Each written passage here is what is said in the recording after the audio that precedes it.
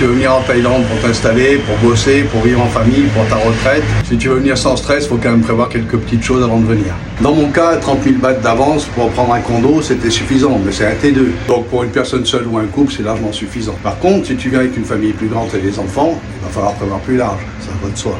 Si tu as un toutou ou un minou, les condos généralement ne les acceptent pas, donc il va falloir que tu t'orientes sur une location de maison. Par contre, ne panique pas, c'est pas la peine de réserver de France, à mon avis, des fois tu peux être déçu en arrivant, c'est arrivé déjà à des amis. Donc ce que je te conseille, c'est que tu prends un hôtel ou un Airbnb pour quelques temps, ce qui permet de te poser, de faire tes recherches pour t'installer à long terme. Alors vous allez dire que j'insiste, mais assurez-vous, ne venez pas sans assurance. Donc il y a plusieurs possibilités. Si vous voulez faire un petit peu des économies, la première année par exemple, moi c'est ce que j'avais fait, vous prenez une assurance grand voyageur pour 1 an, qui m'a coûté 630 € pour l'année, et il y avait une très bonne couverture, je l'ai utilisé chez le médecin et j'ai été super bien remboursé. L'assurance c'est ACS, regardez sur internet, ACS, il y a des assurances grand voyageurs, il y en a peut-être d'autres, hein. Moi je vous parle de celle-ci, c'est celle que j'ai prise, et qui a très bien fonctionné.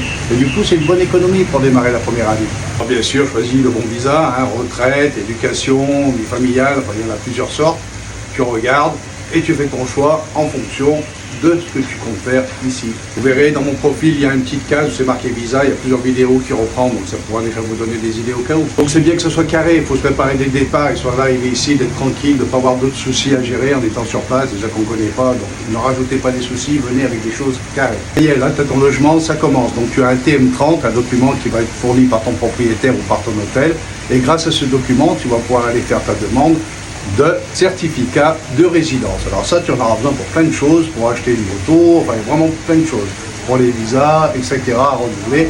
Donc le certificat de résidence, c'est la première chose à te faire.